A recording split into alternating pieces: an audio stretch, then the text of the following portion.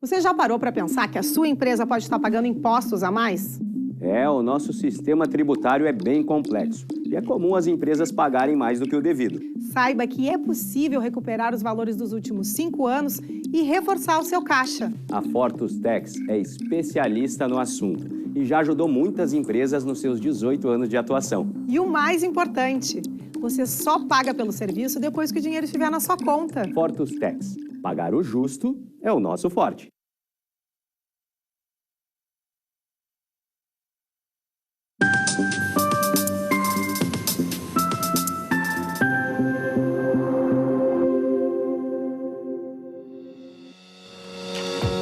Olá, estamos começando agora o programa Papo Certo.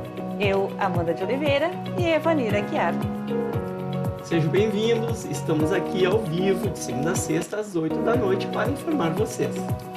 Papo de saúde e o tema é emagrecimento, mitos e verdades. Você sabia que o Brasil está na 4ª posição mundial de número de obesos, sendo que entre eles a maioria são jovens entre 18 e 24 anos do sexo masculino? Estamos recebendo o nutricionista clínico e esportivo Jonas Mello. Muito boa noite e obrigado pela presença no Papo Certo. Boa noite, Ivanir. Boa noite, Amanda. Boa noite ao telespectador. É um prazer, uma honra estar aqui com vocês. Seja muito bem-vindo então, Jonas. E você aí de casa, venha saber mais, enviando a sua pergunta ou comentário através do nosso WhatsApp, que aparece aí na tela, que o nosso convidado vai responder aqui no programa. Fique aí que em 30 segundinhos estamos de volta.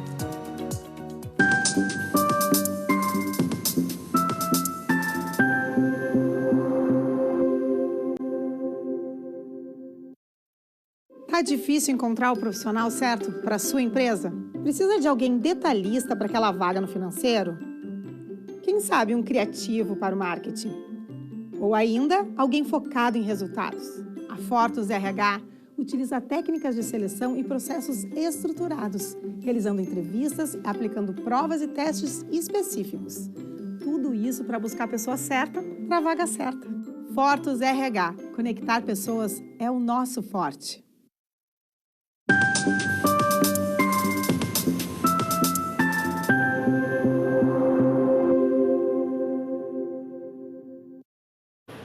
Estamos de volta com o Papo Certo e não se esqueçam que também estamos ao vivo pelo YouTube e Facebook e vocês podem compartilhar o programa através dessas redes sociais.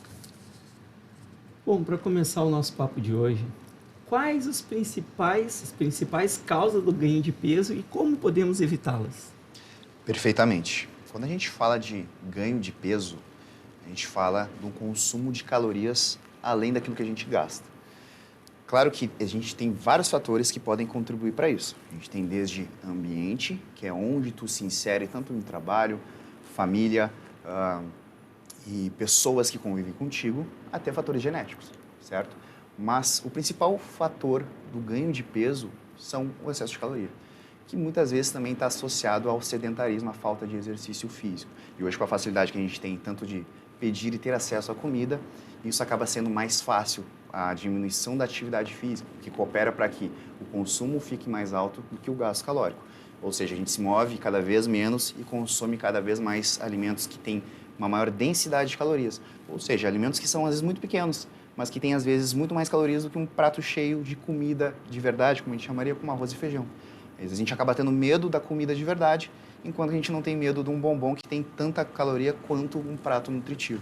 Então esses são os dois principais fatores. Primeiro, basal, calorias, esse é a base de tudo, excesso de calorias, e a inatividade ou a diminuição da atividade física. Então, Jonas, o que mais se vê por aí são as dietas milagrosas, né? E para ti, que tens bastante conhecimento, sabe o quanto elas são perigosas. Já tive casos de pessoas que eu conheci que a primeira coisa da dieta era tirar o arroz e o feijão. Fala um pouquinho para a gente, então, sobre esse perigo de tirar os nutrientes que são principais do nosso organismo. A gente tem que entender que aquilo que é construído em anos, que muitas vezes a obesidade ou o excesso sobrepeso, ele não vai ser resumido ou resolvido em 3 semanas, 2 semanas, que é o que essas dietas milagrosas prometem, ou seja, um milagre. Não vai acontecer. Até porque todo estímulo que é exagerado ao nosso corpo ele não se dá muito bem. Ele não responde muito bem tudo que é muito brusco, tudo que é muito radical. Ou seja, quando tu despenca demais nutrientes ou calorias, o nosso corpo ele vai dar uma contra-resposta a esse estímulo que a gente deu através da dieta. Ou seja, aumento de fome, indisposição, mau humor. Então, a nossa saúde ela pode ficar prejudicada, mas não só isso. O nosso meio social, a nossa interação social pode ficar prejudicada também. Porque uma pessoa com 0 carboidrato, ela não fica muito agradável. Não, fica bem aquela palavra que brinca, como é que é o ranço da fome. Exatamente. Agora, tu imagina isso multiplicado 2, 3 vezes, 4 vezes. Porque não é simplesmente uma fome. Tu está induzindo uma fome severa, porque tu não somente diminui os carboidratos, às vezes tu zerou os carboidratos. E isso não é nada interessante para pessoas normais, que não são atletas, ou não têm um fim específico para isso, e que querem somente perder gordura ou perder peso. Se tu tiver fazer um bom controle alimentar, tu vai conseguir atingir o teu objetivo. Tu não pode ter um imediatismo de achar que tu vai resolver anos de maus hábitos em algumas semanas. E uma semana comendo só alface e tomando só água. Exatamente. Não, isso não existe, não é? Não existe. Tem que desconfiar dessas dietas milagrosas. Exatamente. Quando a oferta, quando aquilo que é prometido é extraordinário, a gente tem que ficar com o pé atrás, no mínimo. Muito bem. Então, em contrapartida, quais as principais dicas para emagrecer de forma saudável e sustentável? Perfeito. Uma dieta que é sustentável é aquela que tu consegue seguir, certo? Então, a maior dica é ter um planejamento, uma estratégia. Induzir a perda de peso, perda de gordura, é muito fácil, é simplesmente comer muito pouco. Tu vai perder peso, só que tu vai perder um peso sem qualidade, tu vai perder qualidade de vida, tu vai perder massa muscular, tu vai perder funcionalidade. Então, tu ter uma estratégia alimentar onde tu vai diminuindo aos poucos as calorias conforme necessidade, até porque se tu fizer um déficit calórico, uma dieta para perda de gordura bem feita, talvez, bem provavelmente, tu não vai precisar ficar tirando comida frequentemente. Tu vai fazer a mesma dieta bem feita 3 meses, 4 meses, 5 meses e ela vai continuar funcionando. Essa adaptação que as pessoas dizem que a gente tem à dieta não é algo fácil, não é algo que acontece em 2 semanas. O que acontece é que às vezes a gente começa a cansar da dieta, a fome pode aumentar um pouco, e a gente começa a furar a dieta, a beliscar, e aí a gente acha que é pouquinha coisa e na verdade não é. Essa é uma das maiores queixas que eu tenho em consultório e em atendimento, é de achar, não, mas eu nem furei tanto. Aí eu falo, então tá, tu vai fazer um diário para mim de todos os deslizes semanais que tu cometeu. Aí a gente vê que eu mostro para ela, olha isso aqui, ó, é equivalente a tanto de comida, tanto de arroz, tanto de feijão. A pessoa fica assustada, porque ela não tem noção para poder julgar que não foi tanto assim, que não foi um grande deslize. E dentro disso que tu vem trazendo, vem a minha próxima pergunta, que é em relação à compulsão alimentar. A pessoa está em dieta, tentando fazer aquele emagrecimento, dá aquele desespero de furar tudo, jogar tudo para o alto. Qual é a tua dica para isso? A gente tem 2 fatores aqui. O primeiro é entender que o descontrole alimentar por restrição calórica não se configura como compulsão alimentar. Compulsão alimentar é uma doença catalogada no CID, no Catálogo Internacional de Doenças, que se caracteriza por um descontrole sem escolha de alimento. O que isso significa? Eu como qualquer coisa. Na compulsão alimentar real, tu come feijão congelado com mostarda, com ketchup, é umas misturas loucas. Não tem critério. Isso é compulsão alimentar. Descontrole alimentar é quando tu vai e come um alimento que tu gosta para saciar uma vontade. Então, tu vai comer até saciar essa vontade. Isso é descontrole alimentar. E esse descontrole alimentar ele pode ser evitado tendo uma dieta sem excessos de cortes, tanto em calorias quanto em carboidrato. Ou seja, tu tendo uma boa estratégia alimentar, tu evita o descontrole alimentar. Talvez tu não vai evitar a vontade de comer uma coisinha ou outra, é normal, porque o teu corpo está entregando energia para gastar. Ele está gastando estoque, e estoque é sobrevivência. E a sobrevivência, nosso corpo, ele sempre prisa por manter a nossa vida. Então, se a gente está perdendo gordura, isso está indo contra ao que a nossa configuração toda nos direciona, que é a manutenção da vida. Então, tu consegue... Isso tem a ver com a minha próxima pergunta, que é se eu consigo... emagrecer, ter uma dieta sem abrir mão daquilo que eu gosto, daqueles alimentos que eu gosto. Consegue. De uma forma geral, a gente consegue. O que a gente tem que cuidar e analisar individualmente é se essa pessoa consegue manter o controle alimentar comendo as coisas que gosta. Vou dar um exemplo, tá? É muito comum hoje profissionais colocarem doce de leite, colocarem um pedaço de chocolate todos os dias na dieta. Ok, dá para fazer isso. O problema é quando o indivíduo ele não consegue se limitar à quantidade que o nutricionista prescreveu. Então, se ele tem um descontrole, se ele não consegue comer um quadradinho e vai comer a barra, aí é melhor que a gente tire. É melhor a gente evitar ele se expor a isso para não errar do que ele ficar se expondo e errando. Dicas muito importantes e nos levam realmente a entender a importância de fazer uma consulta com um nutricionista e montar uma dieta que seja adequada à nossa realidade, porque cada um tem um gosto diferente do outro, não é mesmo? Certamente a minha dieta não seria igual à tua, né, Vanir? Certamente, por isso o nutricionista é muito importante. Com certeza.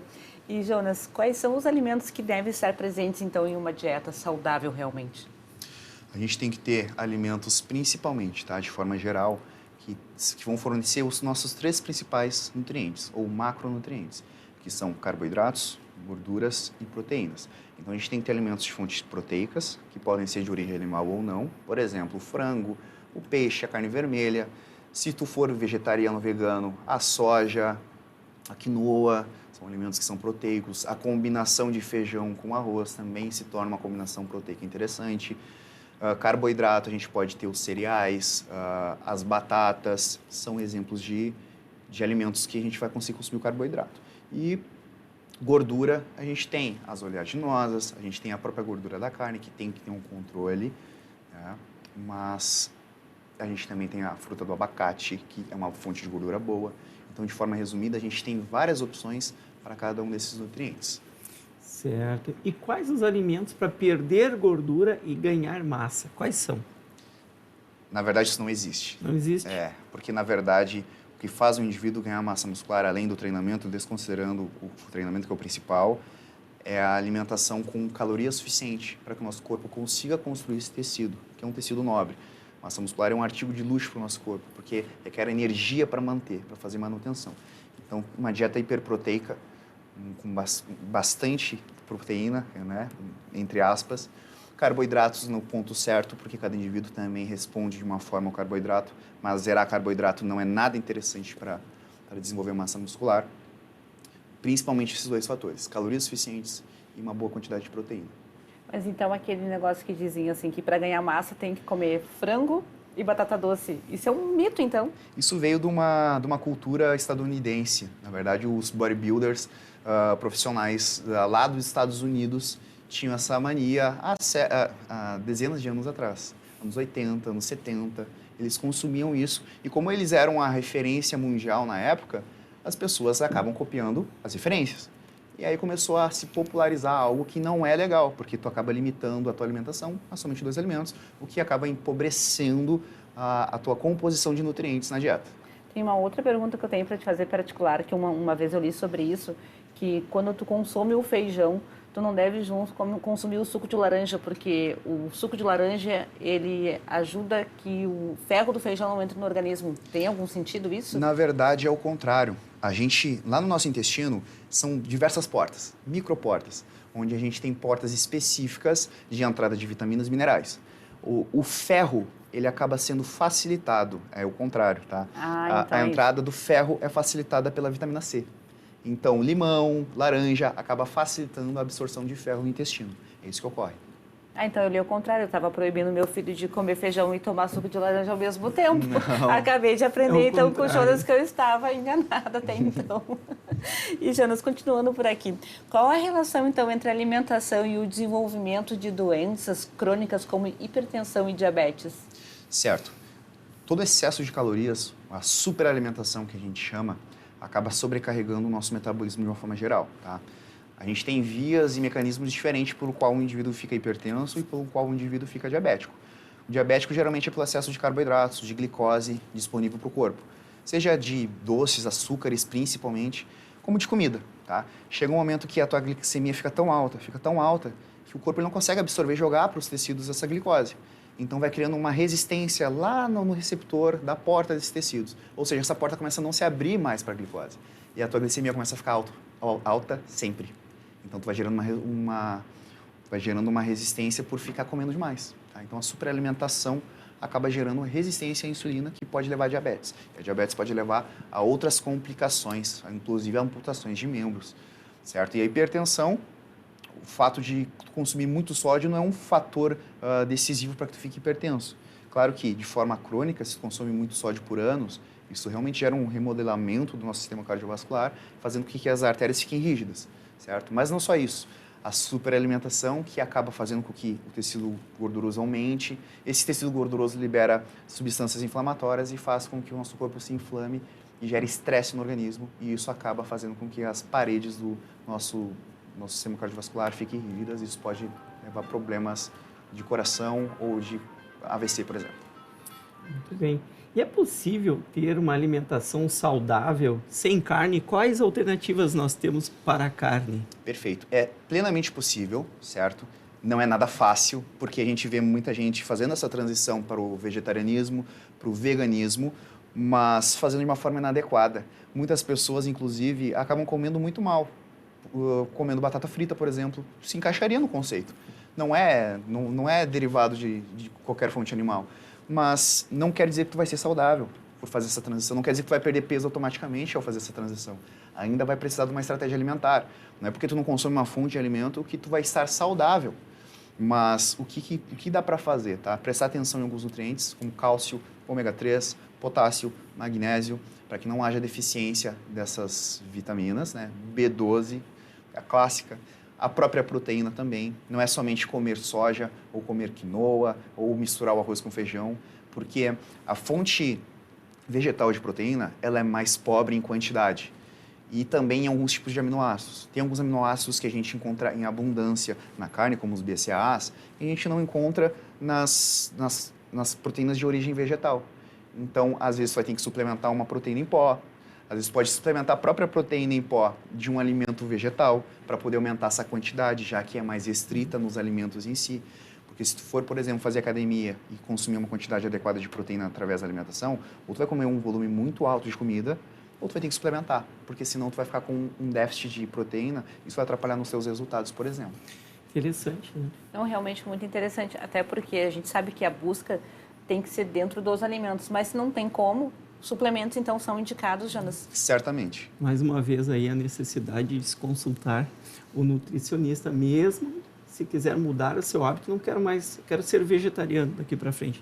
Não tem problema, pode ser, mas com uma dieta adequada para não sofrer de alguma doença por uma alimentação inadequada. Realmente, Evanir. Bom, chegamos ao final do nosso primeiro bloco, então continue nos assistindo, que vamos fazer um intervalinho de 30 segundinhos e já estamos de volta com o Papo Certo. Fiquem aí com a gente.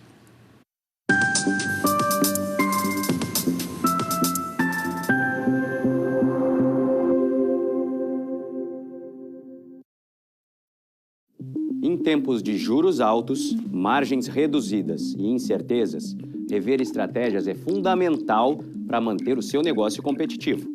Esse cenário exige planejamento e organização financeira. Nessas horas, qualquer ajuda é bem-vinda, mas a ajuda de um especialista é necessária. A Fortus Consulting conhece na prática e tem as soluções adequadas para cada situação.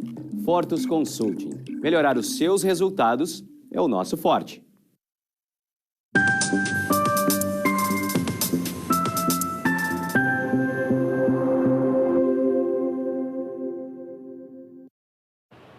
O Papo Certo está de volta e aqui nós falamos sobre as diversas áreas do direito, empreendedorismo e saúde. E eu te convido a nos seguir nas redes sociais e nos enviar a sua pergunta ou comentário através do nosso WhatsApp, 51 30 29 80 80. Lembrando que também estamos ao vivo nos principais canais digitais e agora o Papo Certo também tem TikTok.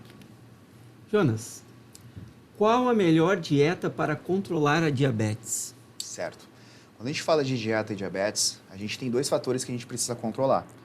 Primeiro de tudo, o consumo calórico. A gente precisa melhorar, lembra que a gente falou da sensibilidade à insulina, de manter aquela glicose mais baixa para que ela entre nos tecidos? A gente quer melhorar essa resposta. Então a gente tem dois pontos. Consumo de calorias, a gente não pode consumir muitas calorias em excesso, isso gera resistência à insulina. E consumo de carboidratos. Então, uma dieta que tenha médio carboidrato ou baixo carboidrato é visto em estudos que é uma dieta adequada, uma dieta ótima para controle e diminuição de taxas de diabetes, como glicose em jejum, como hemoglobina glicada, uma dieta com uma restrição calórica e uma restrição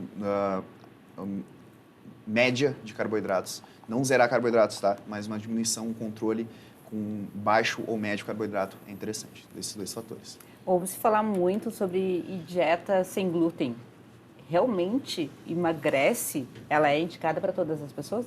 Então, é um assunto um pouquinho mais complexo, mas de forma resumida, a dieta, o glúten em si, ele pode ser uma substância inflamatória para o nosso intestino. Tem pessoas que têm essa condição de uma forma exacerbada, então o intestino ele responde de uma forma ruim, que gera inflamação, desconforto intestinal, que é o celíaco, que tem a doença da intolerância ao glúten. Essa pessoa ela não pode consumir, porque o consumo crônico do glúten vai ficar cada vez inflamando mais e pode abrir ainda a possibilidade de outras doenças, como síndrome do intestino irritável. O que era o problema somente do glúten, agora passa a ser de outros alimentos também, porque o intestino está inflamado, certo? Quem não tem problema nenhum, não tem sintomas nenhum com glúten, não existe uma necessidade, não existe nenhuma diretriz que peça para que tu evite o glúten ou não consuma. Tá? Mas também tem aquele meio termo, que é a pessoa que não tem a doença celíaca, mas não corresponde bem a alimentos com glúten. Se sente inchado, sente desconforto intestinal, por mais que não exista um diagnóstico. Então, essa pessoa ela precisa entender como é que é a relação do glúten com ela e, em cima disso, tomar uma decisão mais adequada, ou de exclusão, ou de manter. Tudo bem. Agora vem a pergunta de milhões aqui. Como equilibrar a ingestão de carboidratos, gorduras e proteínas na dieta? É a pergunta, né, que todo mundo faz. Exatamente. Infelizmente, para o telespectador, eu não vou poder dar essa resposta, porque essa resposta é altamente individualizada. Teria que fazer uma consulta, eu precisaria saber o teu peso, teu nível de atividade física, de exercício físico, que são coisas diferentes, exercício e atividade física. Preciso saber o quanto tu te move durante o dia, composição corporal, se tu tem muita massa muscular ou se tu tem mais gordura corporal, se tu sente muita fome. Eu precisaria ler um padrão de comportamento desse indivíduo. Em cima disso, a gente vai pegar o objetivo também dessa pessoa, relacionar todos esses fatores e então determinar carboidratos, proteínas e gorduras. Porque senão é muito fácil, poderia pegar uma dieta de internet e distribuir para todo mundo, e aí o nutricionista poderia fazer dinheiro fácil, mas sem dar resultado. A Mari, nossa produtora, ela perguntou como que é para quem tem intolerância à lactose e quer emagrecer. Como funciona esse processo, Jonas? Na verdade, a intolerância à lactose, ela não impede o emagrecimento. Ela pode atrapalhar com os desconfortos que existem, né, da fermentação da lactose. Mas a ideia é ou substituir esses alimentos que possam conter lactose por esses próprios alimentos sem lactose, como o leite sem lactose, ou simplesmente não consumi-los, certo? Porque, como a gente conversou, o que faz o indivíduo perder gordura é a configuração da dieta no todo, tendo calorias abaixo daquilo que se gasta, certo? Então, tendo essa estrutura de dieta, tendo de alimentos com lactose ou não, o indivíduo vai emagrecer. Agora, eu gostaria de te perguntar, como que a pessoa poderia fazer uma dica para introduzir, então, esses alimentos mais saudáveis no dia a dia de uma forma simples? Porque, afinal de contas, todo mundo está sempre correndo, né? Sim. Aí a gente tem dois fatores. Se a pessoa não gosta, se ela não consegue comer ou se ela não tem tempo. Se ela não tem tempo, a gente teria que alterar a logística Organizacional. Organizacional. Me perdi. Mas a gente teria que ver essa rotina, ajustar, fazer um planejamento para que ela consiga consumir esses alimentos ou preparar eles antes. Porque muitas vezes alguns indivíduos eles preparam no final de semana e distribuem essas marmitas, por exemplo, para que eles possam comer durante o dia. Frutas são de fácil consumo, muitas delas. Maçã, banana é fácil consumo, entende? Então não seria um problema em questão de tempo. Agora a questão é, se é uma introdução para quem não consegue comer, tu vai ter que te expor ao alimento e comer mesmo sem gostar. A partir disso, tu vai treinando o teu paladar para que tu comece a gostar. É assim que se faz com criança. Então, a gente teria, nesse sentido, uma criança adulta aprendendo a comer. Chega a ser engraçado. Exatamente. Tem que dar uma forçadinha, realmente. É verdade. E fala assim, gorduras boas e gorduras ruins. Qual é a diferença entre elas? Perfeito. Cada gordura, a gente tem, por exemplo, dois lados. Gorduras boas e gorduras ruins, tá? O topo, padrão ouro, gordura boa é ômega 3, tá? É uma gordura anti-inflamatória que produz recuperação celular na gente, certo? Então, ômega 3 a gente acha em peixes, em alguns vegetais, mais em baixa quantidade, enquanto que do outro lado a gente teria as gorduras ruins. É meio estranho esse termo, porque na verdade todas essas gorduras elas devem ser consumidas nas suas quantidades. Mas vamos dizer então que a gordura saturada é a gordura ruim. Essa gordura saturada ela é encontrada nas carnes. O excesso dela é que vai provocar inflamação e a chance de ocasionar eventos cardiovasculares, como infarto a longo prazo, chance de gerar AVC, dislipidemia, que é o desbalanço de colesterol, certo? Então, as carnes teriam esse excesso de gordura ruim. Mas não significa cortar 100%. Não. Só não comer a parte muito gorda. Exatamente. E o outro ponto é consumir os vegetais juntamente. Porque essas fibras acabam que amenizam o efeito maléfico da carne ou dessas gorduras, certo?